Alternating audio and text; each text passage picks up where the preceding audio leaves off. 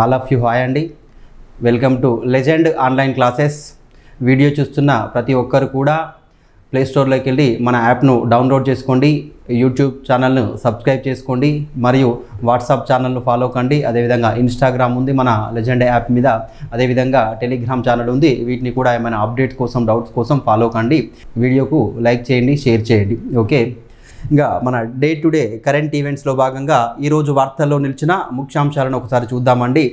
మరి ఈరోజు వార్తల్లో నిలిచిన ముఖ్యాంశాలు కనుక తీసుకున్నట్టయితే, తెలంగాణ రాష్ట్రంలో ప్రధానంగా వార్తల్లో నిలిచిన అంశం ఏమిటి అంటే, ఒక కొత్త ఆర్ఓఆర్ చట్టాన్ని అయితే అమల్లోకి తీసుకొచ్చినట్టుగా అమల్లోకి తీసుకురావడం జరిగింది. కొత్త ఆర్ఓఆర్ చట్టం ప్రారంభం అండి. అంటే భూ వివాదాలకు పరిష్కరించడానికి, వివాదాలు లేని తెలంగాణను తీసుకురావడానికి, తెలంగాణను నిర్మించడానికై కొత్త ఆర్ఓఆర్ చట్టాన్ని, రికార్డ్స్ ఆఫ్ రైట్స్ చట్టాన్ని మేము తీసుకొచ్చామని ఇప్పుడున్న కాంగ్రెస్ ప్రభుత్వం దీన్ని అమల్లోకి తీసుకురావడం జరిగింది.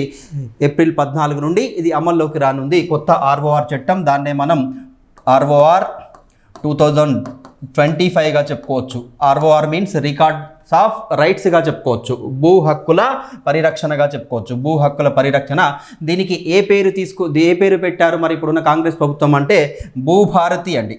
భూభారతిగా చెప్పుకోవచ్చు. మనందరికీ తెలుసు, గతంలో ఉన్న కేసీఆర్ ప్రభుత్వం ఏమిటంటే ధరణి తీసుకొచ్చిందండి. ఈ ఆర్ఓఆర్ చట్టాన్ని ధరణి తీసుకొచ్చింది. ఆ ధరణి స్థానంలో దాన్ని రద్దు చేసి ఇప్పుడున్న ప్రభుత్వం ఏ పేరుతో తీసుకొచ్చింది? భూభారతిగా చెప్పుకోవచ్చు. భూభారతి, వివాదాలు లేని భూ సమస్యలు పరిష్కరించడం, రెవెన్యూ సమస్యలు పరిష్కరించడం కోసం, భూ సరిహద్దుల సమస్యను పూర్తిగా ప్రక్షాళన చేయడం కోసం ఈ కొత్త ఆర్ఓఆర్ చట్టాన్ని తీసుకొచ్చామని చెప్పి వీళ్ళు ప్రారంభించడం జరిగింది. గౌరవ ముఖ్యమంత్రి గారు రేవంత్ రెడ్డి గారు మంత్రులతో కలిసి దీన్ని ప్రారంభించడం జరిగింది. హైదరాబాద్లోని శిల్పకళా వేదికలో జరిగిన కార్యక్రమంలో దీన్ని భూభారతి పోర్టల్ను వీరు ఆవిష్కరించడం జరిగిందండి. ఎక్కడ జరిగిన అంటే శిల్పకళా వేదికలో జరిగిన కార్యక్రమంలో ఈ భూభారతి పోర్టల్ను ఆవిష్కరించడం జరిగింది. ఓకే, అంటే గతంలో ఈ ధరణి అనేది అనేక సాంకేతిక సమస్యలకు మూలమైంది కాబట్టి చాలామంది దానివల్ల ఇబ్బందులు పడ్డారు. ఇక నుండి ఏ ఒక్క రైతు కూడా దానివల్ల ఇబ్బందులు పడకూడదని చెప్పి సమూలంగా దీన్ని ప్రక్షాళన చేసి చాలా నెలల పాటు దీని మీద ప్రక్షాళన చేసి ఈ కొత్త చట్టాన్ని అయితే వీరు తీసుకురావడం జరిగింది. దాని పేరే ఆర్ఓఆర్ 2005. దానికి పెట్టిన పేరు ఏమిటంటే భూభారతి పోర్టల్గా చెప్పుకోవచ్చు. భూభారతి పోర్టల్.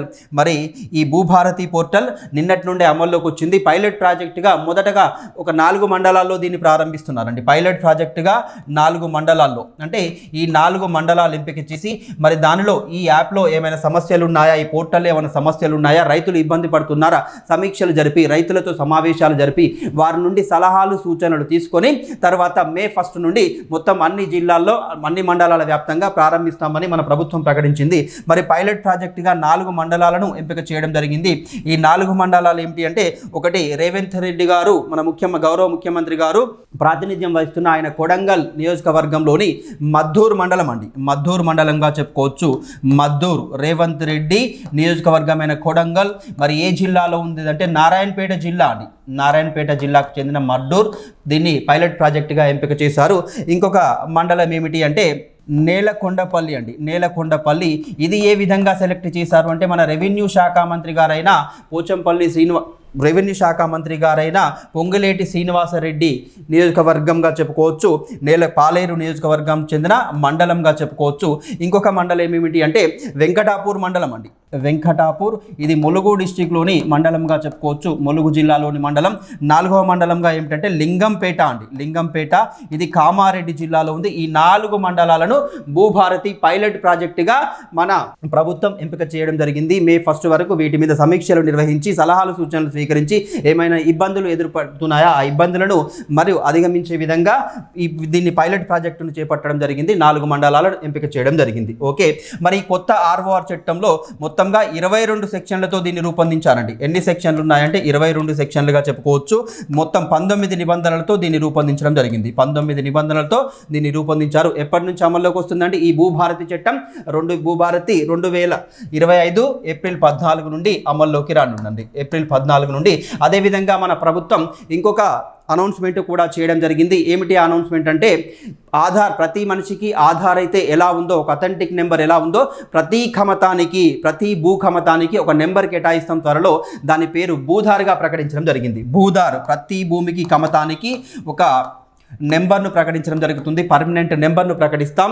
దానివల్ల ఎలాంటి ఇబ్బందులు రాకుండా, సరిహద్దు ఇబ్బందులు రాకుండా ఎంత అని ప్రతి కమతానికి, రైతుల దగ్గర ఉన్న ప్రతి కమతానికి ఒక నెంబర్ కేటాయిస్తామని చెప్పడం జరిగింది. భూధారగా చెప్పుకోవచ్చు. అథెంటిక్ నెంబర్, పర్మనెంట్ అథెంటిక్ నెంబర్ను వీరు త్వరలో కేటాయిస్తామని చెప్పడం జరిగింది. దాని పేరే భూధారగా చెప్పుకోవచ్చు అండి.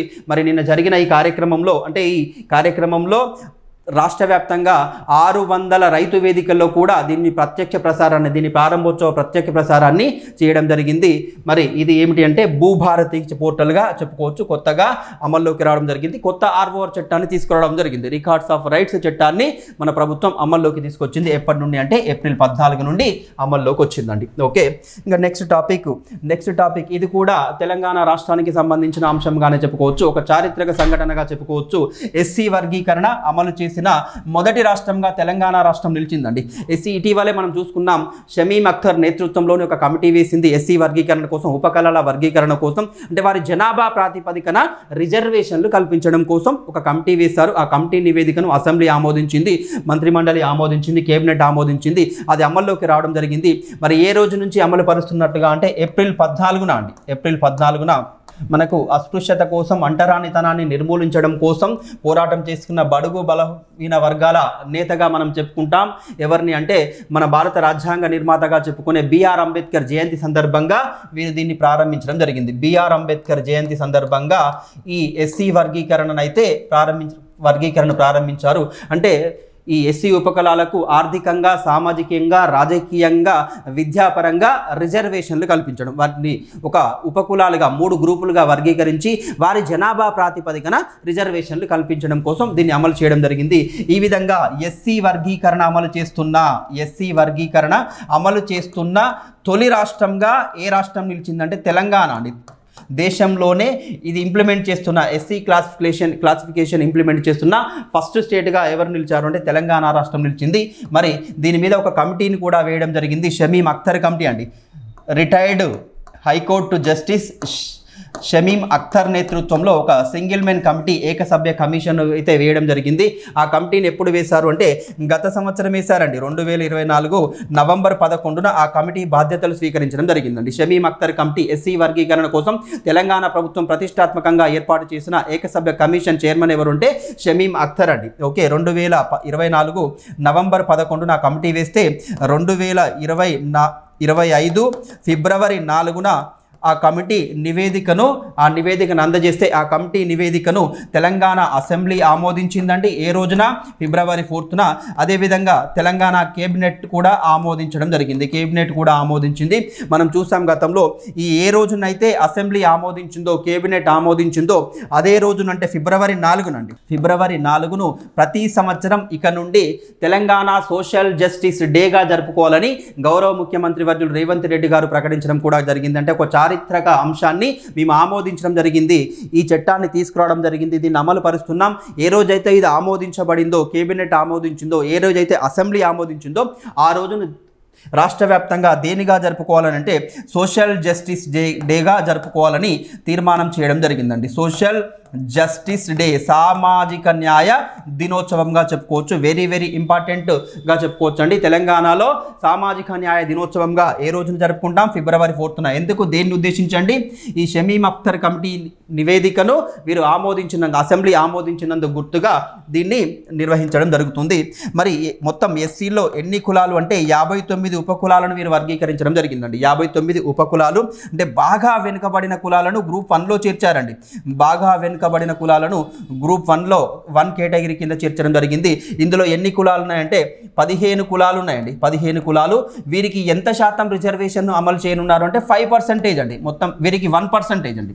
వీరికి బాగా వెనుకబడిన 15 కులాలకు 1%. ఎందుకు అంటే జనాభా ప్రాతిపదికన అండి. జనాభా ప్రాతిపదికన. మరి సబ్ క్యాస్ట్ ఎంత జనాభా ఉంది మొత్తం ఎస్సీ జనాభాలో అంటే 3.2% మాత్రమే ఉందండి. 3.2% ఉంది కాబట్టి వారికి 1% రిజర్వేషన్ అమలు చేయనున్నారు. నెక్స్ట్ గ్రూప్ 2లో అండి. గ్రూప్ 2 కనుక తీసుకున్నట్టయితే ఇందులో 18 కులాలు ఉన్నాయండి. 18 కులాలు ఉన్నాయి. 18 కులాలు మాత్రమే ఉన్నాయి. కానీ వీరి జనాభా ఎక్కువ ఉందండి. వీరి జనాభా ఎక్కువ ఉంది కాబట్టి వీరికి ఎంత శాతం రిజర్వేషన్లు అమల్లోకి రానున్నాయంటే 9% అండి. 9% రిజర్వేషన్లు అమల్లోకి రానున్నాయి. వీరికి ఎంత అంటే 63% అండి. నియర్ 63.7%గా చెప్పుకోవచ్చు అండి. 7%గా వీరి పాపులేషన్ ఉందని చెప్పుకోవచ్చు. మరి నెక్స్ట్ గ్రూప్ 3 ఇది కొంచెం అభివృద్ధి చెందిన కులాలుగా వర్గీకరించి అమలు చేయడం జరిగిందండి. వీరు 26 కులాలు ఉన్నాయి సబ్ క్యాస్ట్లు. మరి వీరికి ఎంత రిజర్వేషన్లు అమలు చేయనున్నారంటే 5% రిజర్వేషన్ అండి, 5% రిజర్వేషన్లు వీరికి అమలు చేయనున్నారు. జనాభాలో వీరెంతగా ఉన్నారంటే 32.9%గా చెప్పుకోవచ్చు అండి. 32.9%తో వీరున్నారు. అంటే మొత్తం ఓవరాల్గా ఎంత శాతం రిజర్వేషన్లు అందించనున్నారు అంటే 15% రిజర్వేషన్లు అందించనున్నారండి. సబ్ క్యాస్ట్గా విభజించి ఉపకులాలకు మొత్తం ఓవరాల్గా జనాభా పరంగా 15% వీరికి రిజర్వేషన్లు అయితే కల్పించనున్నారని చెప్పుకోవచ్చు.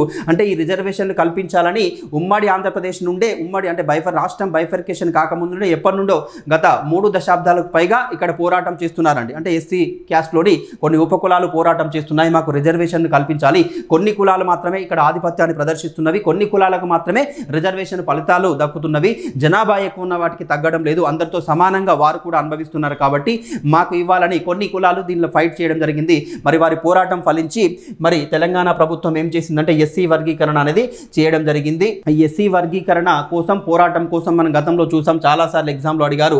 మందకృష్ణ మాదిగ నేతృత్వంలో 1994లో ఎంఆర్పిఎస్ అనేది ఉమ్మడి రాష్ట్రంలో ఉన్నప్పుడు ఏర్పాటు కావడం జరిగిందండి. అంటే ఈ సంస్థ ఎక్కువగా ఈ ఎస్సీ ఉపకులాల వర్గీకరణ కోసం పోరాటం చేసిందని చెప్పుకోవచ్చు. ఈ సంస్థ చాలా పోరాటం చేసింది. మరి ఎంఆర్పిఎస్ మాదిగ హక్కుల పోరాట సమితిగా చెప్పుకోవచ్చు. ఎవరు ప్రారంభించారు దీన్ని అంటే దీన్ని మందకృష్ణ మాదిగ ప్రారంభించడం జరిగిందండి. మందకృష్ణ మాదిగ దీన్ని ప్రారంభించారు 94లో ప్రకాశం జిల్లా కారంచేడులో. అంటే అక్కడ దళితుల మీద దాడి జరిగింది, దాన్ని వ్యతిరేకిస్తూ ఇక్కడనే ప్రారంభించడం జరిగింది ఎంఆర్పిఎస్. దీన్ని ఎక్కడ ఆయన జెండా ఊపి ప్రారంభించారంటే ప్రకాశం జిల్లా కారంచేడులో ప్రారంభించారు. మరి దీని పోరాట ఫలితంగానే అంటే దీనికి ఎక్కువగా క్రెడిబిలిటీ ఇవ్వచ్చు అని చెప్పుకోవచ్చు అండి. ఓకే, ఎంఆర్పిఎస్ 94లో ప్రారంభించబడిందని చెప్పుకోవచ్చు. మరి ఈ ఎస్సీ వర్గీకరణ అమలు చేస్తున్న తొలి రాష్ట్రంగా మన తెలంగాణ నిలిచింది కదా. మరి దీని మీద మన తెలంగాణ రాష్ట్ర ప్రభుత్వం ఒక కమిటీ అయితే వేసిందని చెప్పుకున్నాం. ఎవరి అధ్యక్షతన అంటే షమీం అఖ్తర్ అండి. షమీం అఖ్తర్ ఇటీవలైన వార్తల్లోకి రావడం జరిగిందండి. షమీం అఖ్తర్ ఏకసభ్య కమిషన్ ఏర్పాటు చేశారు. మరి ఆయన నివేదిక కేవలం 82 రోజుల్లోనే నివేదికను అందించడం జరిగింది. మరి ఆయన సూచించిన సూచనలు అన్నీ కూడా మన తెలంగాణ కేబినెట్ ఆమోదించడం జరిగింది. ఒక సూచన తప్ప. ఏమిటి ఆ సూచన అంటే ఎస్సీలో క్రిమిలేయర్ను తీసుకురావాలని చెప్పి ఆయన సూచించడం జరిగింది. కానీ దాన్ని మాత్రం ఈ ఎస్సీ సబ్ కమిటీ అంటే మన తెలంగాణ ప్రభుత్వం ఏర్పాటు చేసిన సబ్ కమిటీ దాన్ని వ్యతిరేకించిందండి. ఆ ఒక్క సూచనను పరిగణలోకి తీసుకోలేదు. క్రిమిలేయర్ అవసరం లేదు ఎస్సీ వర్గీకరణలో అని చెప్పి దాన్ని మినహాయించి మిగిలిన మేజర్ ఆయన రికమెండేషన్స్ అన్నిటిని కూడా ఆమోదించడం జరిగింది. కేవలం 82 రోజుల్లోనే ఈ నివేదికను అందించడం జరిగింది. లోతుగా అధ్యయనం చేసి నివేదికను అందించడం జరిగింది. మరి ఇటీవల వార్తల్లో నిలిచాడు ఈయన. ఏమిటి అంటే ఏప్రిల్ 12న తెలంగాణ ప్రభుత్వం ఆయనను ఎక్కడ ఏ బాధ్యతలు అప్పగించింది అంటే స్టేట్ హెచ్ఆర్సీ చైర్మన్గా అపాయింట్ చేయడం జరిగింది. బాధ్యతలు స్వీకరించడం జరిగిందండి. తెలంగాణ రాష్ట్ర మానవ హక్కుల కమిషన్కు చైర్మన్గా అపాయింట్ కావడం జరిగింది. ఎవరు అంటే నల్గొండ జిల్లాకు చెందిన హైకోర్టులో రిటైర్డ్ జస్టిస్ అయిన షమీం అఖ్తర్ను తెలంగాణ రాష్ట్ర మానవ హక్కుల కమిషన్గా ప్రభుత్వం అయితే నియమించడం జరిగింది. ఏ రోజున బాధ్యతలు స్వీకరించారంటే ఏప్రిల్ 12న అండి. వెరీ వెరీ ఇంపార్టెంట్ అండి. తెలంగాణ రాష్ట్ర మానవ హక్కుల కమిషన్ చైర్మన్గా ప్రస్తుతం ఎవరు ఉన్నారంటే షమీం అఖ్తర్. ఆయన నేతృత్వంలోనే ఎస్సీ సబ్ కమిటీ ఎస్సీ వర్గీకరణ కోసం కమిటీ అయితే వేయడం జరిగింది. ఏకసభ్య కమిషన్గా చెప్పుకోవచ్చు. నల్గొండ జిల్లాకు చెందిన వ్యక్తి. మరియు అదే రోజున మన తెలంగాణ ప్రభుత్వం లోకాయుక్త మనందరికీ తెలుసండి. కేంద్రంలో లోక్పాల్ అంటాం. రాజకీయ నాయకులను అవినీతిని అంతమొందించడానికి అవినీతిపై ఒక అంబుడ్స్మెన్ ఏర్పాటు చేసింది మన కేంద్ర ప్రభుత్వం. అదేవిధంగా రాష్ట్రాల్లో ఏమిటంటే లోకాయుక్త అండి. బ్యూరోక్రసీలో అవినీతిని నిర్మూలించడానికై రాజకీయ నాయకుల మరియు ప్రభుత్వ అధికారుల అవినీతిని నిర్మూలించడానికై లోక్పాల్ వ్యవస్థను ఏర్పాటు చేసిందని మనందరికీ తెలుసు. మరి రాష్ట్రాల్లోనైతే లోకాయుక్తగా చెప్పుకుంటాం ఈ అవినీతిపై పోరాటం చేసేది. మరి ఈ తెలంగాణ లోకాయుక్తకు చైర్మన్గా ఎవరిని అపాయింట్ చేశారంటే ఈయన కూడా హైకోర్టులో రిటైర్డ్ జస్టిస్గా పనిచేసిన ఏ రాజేందర్ రెడ్డిని అపాయింట్ చేయడం జరిగిందండి. ఏ రాజేందర్ రెడ్డి ఈయన కూడా హైకోర్టులో జస్టిస్గా పనిచేసి 2022లో రిటైర్మెంట్ కావడం జరిగింది. ఈయనను అపాయింట్ చేయడం జరిగింది తెలంగాణ ప్రభుత్వం. ఈ విధంగా ఏప్రిల్ 12న వీరిద్దరు బాధ్యతలు స్వీకరించడం జరిగిందండి. మానవ హక్కుల కమిషన్ చైర్మన్గా ఎవరండి? షమీం అఖ్తర్ ఉన్నారు. అదేవిధంగా లోకాయుక్త చైర్మన్గా ఎవరున్నారంటే ఏ రాజేందర్ రెడ్డి ఉన్నారు. మరి మన ఎన్హెచ్ఆర్సీ కేంద్ర వ్యాప్తంగా దేశవ్యాప్తంగా ఉండేది ఏమిటంటే మానవ హక్కుల పరిరక్షణ కోసం పోరాటం చేసే సంస్థ ఏమిటంటే ఎన్హెచ్ఆర్సీగా చెప్పుకోవచ్చు. 1993లో ఏర్పడింది మానవ హక్కుల కమిషన్. మరి ఈ మానవ హక్కుల కమిషన్కు చైర్మన్గా ఎవరున్నారు, జాతీయ మానవ హక్కుల కమిషన్కు చైర్మన్గా ఎవరు కొనసాగుతున్నారు అంటే వి రామసుబ్రహ్మణ్యం అండి. వి రామసుబ్రహ్మణ్యం. మన రాష్ట్రంలోనైతే షమీమ్ అఖ్తర్, కేంద్రంలోనైతే జాతీయ మానవ హక్కుల కమిషన్కి ఎవరున్నారంటే వి రామసుబ్రహ్మణ్యంగా చెప్పుకోవచ్చు. మరి కేంద్రంలో అవినీతిని అంతమొందించడానికి ఏర్పాటు చేసిన సంస్థ ఏమిటంటే లోక్పాల్గా చెప్పుకోవచ్చు. దీన్నే జనలోక్పాల్ బిల్లు 2013లో ఆమోదించడం జరిగింది. మనందరికీ తెలుసు అన్నా హజారే పోరాట ఫలితంగా ఈ జనలోక్పాల్ బిల్లును అప్పటి ప్రధానమంత్రి మన్మోహన్ సింగ్ గారు తీసుకురావడం జరిగింది. మరి ఈ లోక్పాల్కు ప్రస్తుతం చైర్మన్గా ఎవరు కొనసాగుతున్నారు అంటే ఏఎం ఖన్విల్కర్ అండి. Retired supreme court justice AM Khanwilkar గారు ప్రస్తుతం లోక్పాల్కు చైర్మన్గా కొనసాగుతున్నారు. మన రాష్ట్రంలోనైతే లోకాయుక్తగా చెప్పుకుంటాం. లోకాయుక్తకు ఎవరు అపాయింట్ అయ్యారు అంటే ఏ రాజేందర్ రెడ్డి గారు అపాయింట్ కావడం జరిగిందండి. ఓకే, ఇది వార్తల్లో నిలిచిన వ్యక్తుల సమాచారంగా మనం దీన్ని డిస్కస్ చేసాం. ఇక నెక్స్ట్, ఇటీవల వార్తల్లో ప్రధానంగా నిలిచిన ఇంటర్నేషనల్ రిలేషన్షిప్స్లో భాగంగా చూసుకోవచ్చండి. మనందరికీ తెలుసు ఐఎస్ఏ ఇంటర్నేషనల్ సోలార్ అలయన్స్ అంటాం, దాన్నే అంతర్జాతీయ సౌర కూటమి అంటామండి. అంతర్జాతీయ సౌర కూటమి పేరు వినే ఉంటారు. అంతర్జాతీయ సౌర కూటమి, దాన్నే ఇంటర్నేషనల్ సోలార్ అలయన్స్ అంటాం. ఈ ఇంటర్నేషనల్ సోలార్ అలయన్స్లో కంట్రీస్ పార్ట్నర్షిప్ ఫ్రేమ్వర్క్ విభాగంలో ఒక దేశం జాయిన్ కావడం జరిగింది. మరి ఏ దేశం జాయిన్ అయింది అంటే భాగస్వామ్య దేశాల ఫ్రేమ్వర్క్ కంట్రీ పార్ట్నర్షిప్ విభాగంలో ఐఎస్ఏలోకి ఒక దేశం అయితే జాయిన్ కావడం జరిగింది. మరి ఏ దేశం చేరింది అంటే మారిషస్ దేశం అండి. మారిషస్ దేశం. ఏమిటి మరి కంట్రీస్ పార్ట్నర్షిప్ ఫ్రేమ్వర్క్ అంటే ఇందులో ఉన్న సభ్య దేశాలతో భాగస్వామ్యాన్ని పెంపొందించుకొని ప్రాజెక్టులు, సౌరశక్తితో వినియోగించే ప్రాజెక్టులు చేపట్టడం అండి. వారి దేశాల్లో చిన్న చిన్న మీడియం ప్రాజెక్టులు కావచ్చు మరియు తాత్కాలిక ప్రాజెక్టులు నిర్మించుకోవడం దీని యొక్క ముఖ్య ఉద్దేశం. మరి ఇలా అంతర్జాతీయ సౌర కూటమి ఫ్రేమ్వర్క్ పార్ట్నర్షిప్లోకి చేరిన మొదటి ఆఫ్రికా దేశంగా ఏ దేశం నిలిచిందంటే మారిషస్ దేశం అండి. ఒక ద్వీప దేశంగా చెప్పుకోవచ్చు మారిషస్ దేశం. ఐఎస్ఏ ఫ్రేమ్వర్క్లోకి కంట్రీస్ పార్ట్నర్షిప్ ఫ్రేమ్వర్క్లోకి చేరిన, భాగస్వామ్యంలోకి చేరిన మొదటి ఆఫ్రికా దేశంగా చెప్పుకోవచ్చు. మొదటి ఆఫ్రికా దేశం ఏ దేశం అంటే మారిషస్ దేశం అండి. ఫస్ట్ ఆఫ్రికన్ కంట్రీగా చెప్పుకోవచ్చు. ఇంటర్నేషనల్ సోలార్ అలయన్స్ మనందరికీ తెలుసు. ఇది మన భారతదేశం మరియు ఫ్రాన్స్ దేశాలు, ఇరు దేశాలు దీన్ని ఏర్పాటు చేయడంలో కీలక పాత్ర పోషించారని తెలుసండి. అంటే సాంప్రదాయ ఇంధన వనరులను వినియోగించుకోవాలి. ప్రస్తుతం రోజు రోజుకు గ్లోబల్ వార్మింగ్, కర్బన ఉద్గారాల ద్వారా గ్లోబల్ వార్మింగ్ అనేది పెరిగిపోతుంది, హరితగృహం అనేది వేడెక్కుతుంది. కాబట్టి దీన్ని తగ్గించాలి, ప్రపంచ ఉష్ణోగ్రతలను తగ్గించాలి. 1.5 డిగ్రీ సెల్సియస్ నుండి మించకుండా ఉష్ణోగ్రతలను కంట్రోల్ చేయాలనే ఉద్దేశంతో సౌరశక్తిని వినియోగించుకోవాలి, సాంప్రదాయ ఇంధన వనరులను రియన్యూబుల్ ఎనర్జీని వినియోగించుకోవాలనే ఉద్దేశంతో అంతర్జాతీయ సౌర కూటమిని అయితే ఏర్పాటు చేయడం జరిగింది. మరి అంతర్జాతీయ సౌర కూటమిని మనం ఏమంటాం? ఇంటర్నేషనల్ సోలార్ అలయన్స్గా చెప్పుకోవచ్చండి. మరి ఎప్పుడు ఏర్పడిందంటే దీన్ని 2015లో ఏర్పాటు చేశారండి. 2015లో ఇది ఏర్పాటు కావడం జరిగింది. 2015 నవంబర్ నెలలో ఫ్రాన్స్ దేశ రాజధాని ప్యారిస్ నగరంలో జరిగిన COP21 సమావేశం అండి. COP21 అంటే మనందరికీ తెలుసు, కాప్ అనగా కాన్ఫరెన్స్ ఆఫ్ పార్టీస్గా చెప్పుకోవచ్చు. అంటే ప్రపంచ పర్యావరణ సమావేశాలండి. COP21 ఏమిటంటే ఇవి పర్యావరణ సమావేశాలుగా చెప్పుకోవచ్చు. ఐక్యరాజ్య సమితి ఆధ్వర్యంలో ఈ సమావేశాలు అయితే నిర్వహించడం జరుగుతుంది. ఎక్కడ జరిగిన అండి? ప్యారిస్ సమావేశంలో జరిగిన. దీన్నే మనం ప్యారిస్ ఒప్పందం అని కూడా పిలుచుకుంటామండి. 2015లో ప్యారిస్ సమావేశం COP21 సమావేశ సందర్భంగా ఈ అంతర్జాతీయ సౌర కూటమికి అంకురార్పణ అయితే జరిగింది. దీన్ని మొదటగా సూచించిన వ్యక్తి ఎవరు అంటే మన భారత ప్రధానమంత్రి వర్యులు నరేంద్ర మోడీ గారు దీన్ని సూచించారు.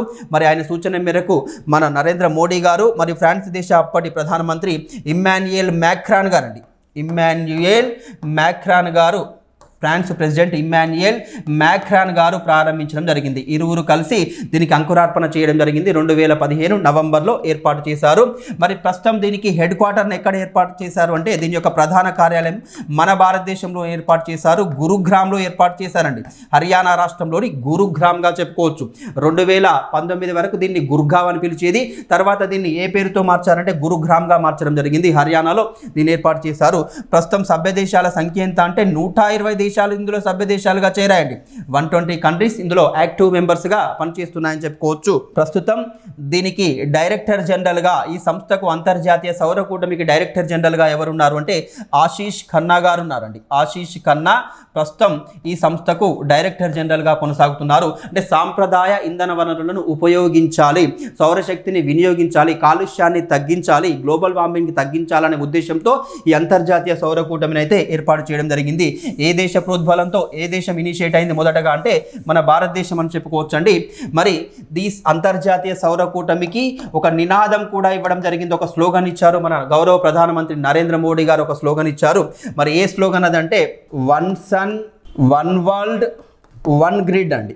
వన్ గ్రిడ్, దీన్నే షార్ట్ ఫామ్ ఏమంటారంటే OSOWOGగా చెప్పుకోవచ్చు అండి. OSOWOGగా చెప్పుకోవచ్చు. వన్ సన్ ఒకే సూర్యుడు, ఒకే వన్ వరల్డ్ ఒకే ప్రపంచం, వన్ గ్రిడ్ ఒకే గ్రిడ్గా చెప్పుకోవచ్చు. అంటే ప్రపంచాన్నంతా ఈ సౌరశక్తితో కనెక్టివిటీ చేయాలి, అనుసంధానం చేయాలనే ఉద్దేశంతో ఈ నినాదాన్ని మన మోడీ గారు ఇచ్చారు. వన్ సన్, చాలాసార్లు ఎగ్జామ్లో అడిగారండి, one sun one world one grid దేని యొక్క నినాదం అంటే అంతర్జాతీయ సౌర కూటమి యొక్క నినాదంగా చెప్పుకోవచ్చు.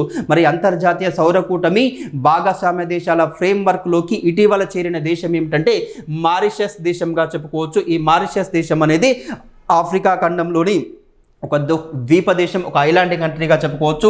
ఈ మారిషస్ యొక్క రాజధాని ఏమిటంటే పోర్ట్ లూయిస్గా చెప్పుకోవచ్చు అండి. మన భారతదేశంతో మంచి రిలేషన్షిప్ కలిగి ఉన్న దేశంగా చెప్పుకోవచ్చు. ఎందుకు అంటే మన భారతీయ సంతతి ప్రజలు కూడా అక్కడ ఎక్కువగా నివసిస్తున్నారు. ఆ దేశ రాజధాని పోర్ట్ లూయిస్గా చెప్పుకోవచ్చు. ఆ దేశ అధ్యక్షుడు ప్రస్తుతం ఎవరు అంటే నవీన్ రామ్ గులానీ అండి. నవీన్ రామ్ గులానీ మనందరికీ తెలుసు, ప్రతి సంవత్సరం జనవరి 9న మన భారతదేశ వ్యాప్తంగా ప్రవాస భారతీయ దివస్ జరుపుకుంటాం. గాంధీజీ దక్షిణాఫ్రికా నుండి తిరిగి వచ్చిన రోజు గుర్తుగా జరుపుకుంటాం. దీన్ని 2003లో ప్రారంభించామండి. దీన్ని ఎప్పుడు ప్రారంభించామంటే 2003లో ప్రారంభించడం జరిగింది. మరి 2003లో ప్రారంభించినప్పుడు మొదటిసారిగా అంటే ప్రతిసారి మన ప్రవాస భారతీయ దినోత్సవానికి ఒక చీఫ్ గెస్ట్ను, ఒక విశిష్టాతిని, ఒక ముఖ్య అతిథిని పిలుచుకోవడం జరుగుతుంది. మరి 2003లో న్యూఢిల్లీలో జరిగిన మొదటి ప్రవాస భారతీయ దివస్కు ముఖ్య అతిథిగా కూడా అప్పటి మారిషస్ ప్రధానమంత్రి గారు రావడం జరిగింది. ఎవరు ఆయన అంటే అనిరుద్ జగన్నాథ్ అండి. అనిరుద్ జగన్నాథ్ గారు మొదటిసారిగా జరిగిన ప్రవాస భారతీయ దినోత్సవానికి ముఖ్య అతిథిగా రావడం జరిగిందని చెప్పుకోవచ్చు.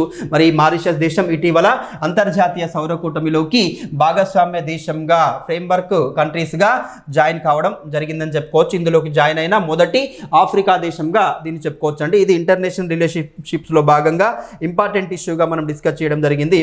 ఇక నెక్స్ట్ టాపిక్, ఇది మన తెలంగాణ రాష్ట్రానికి చెందిన యంగ్ సైంటిస్ట్ అండి. అగ్రికల్చరల్ సైంటిస్ట్గా చెప్పుకోవచ్చు. లాస్ట్ ఇయర్ ఘోర రోడ్డు ప్రమాదంలో మరణించడం జరిగింది.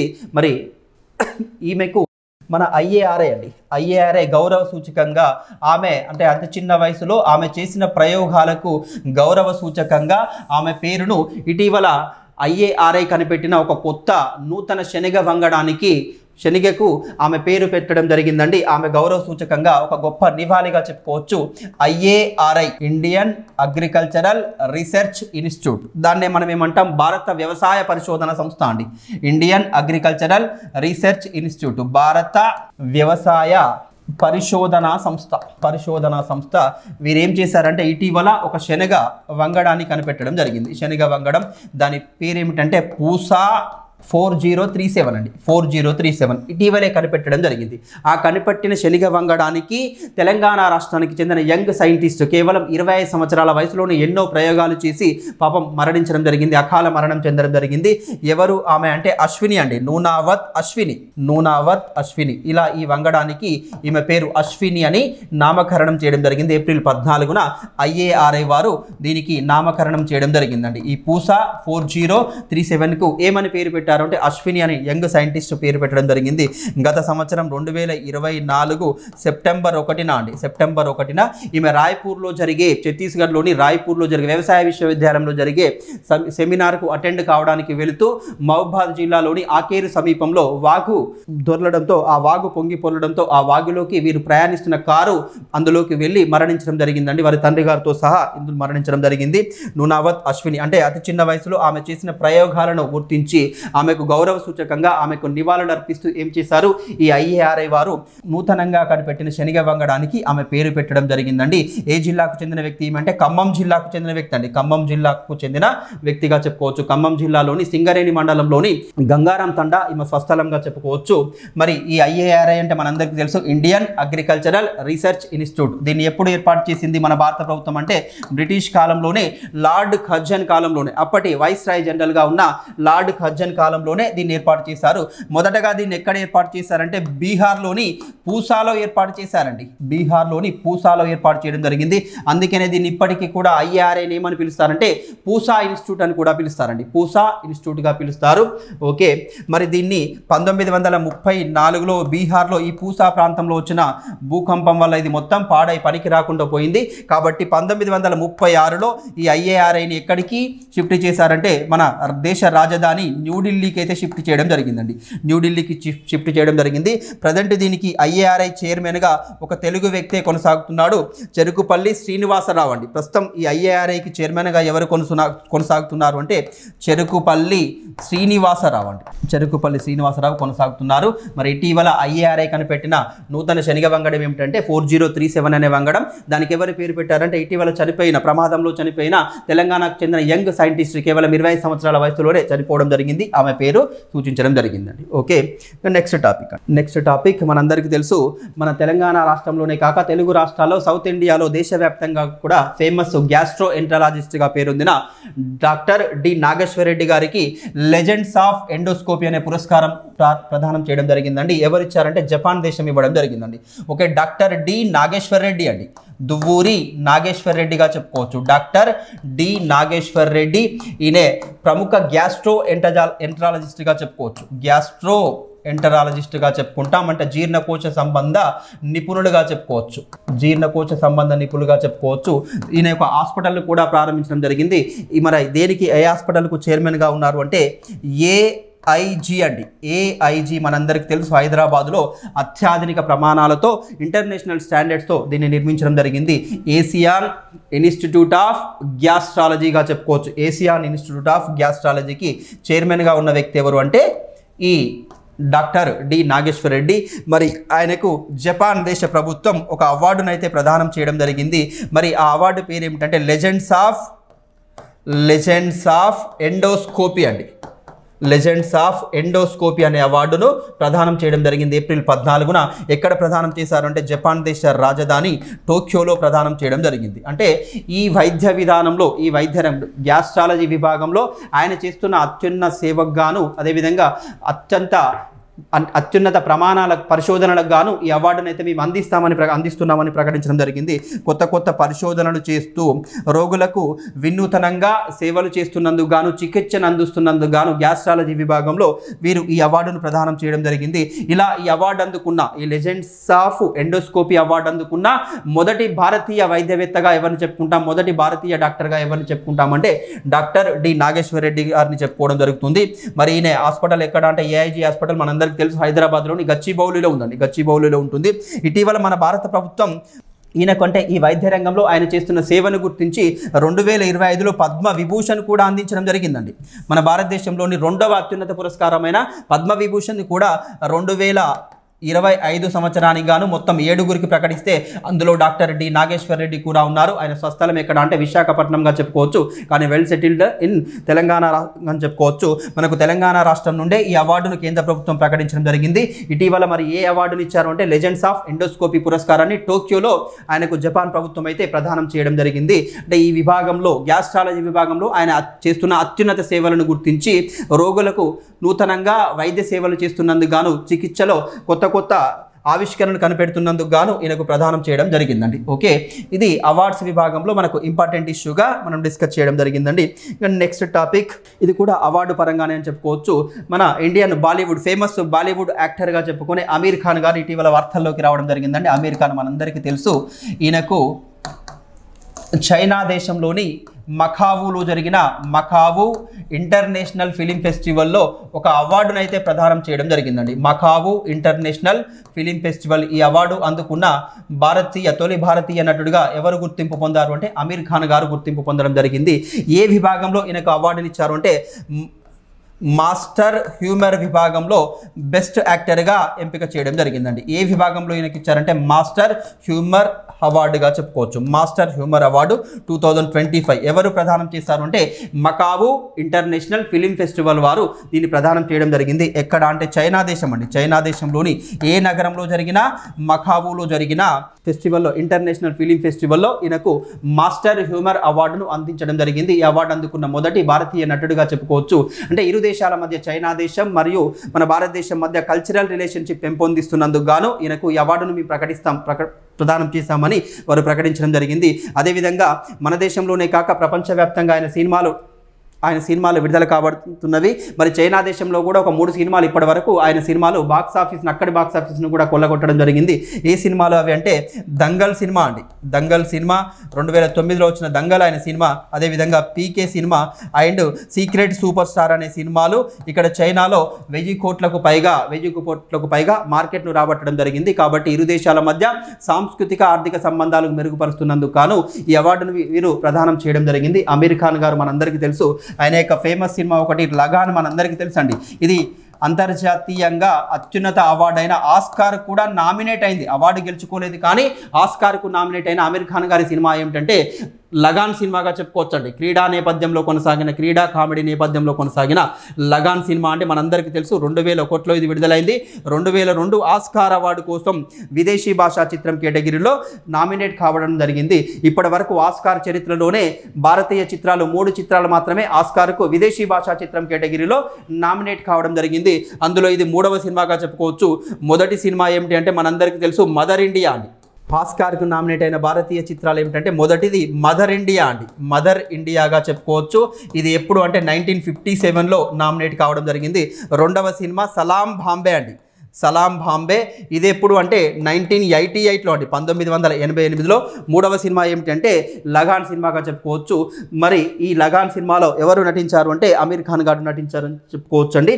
ఓకే, మరి అమీర్ ఖాన్కి ఇటీవల చైనా దేశం ఇచ్చిన అవార్డు ఏమిటి అంటే master humour award Macau international film ఫెస్టివల్లో ఈ అవార్డును అయితే ప్రదానం చేయడం జరిగిందండి మకావు నగరంలో.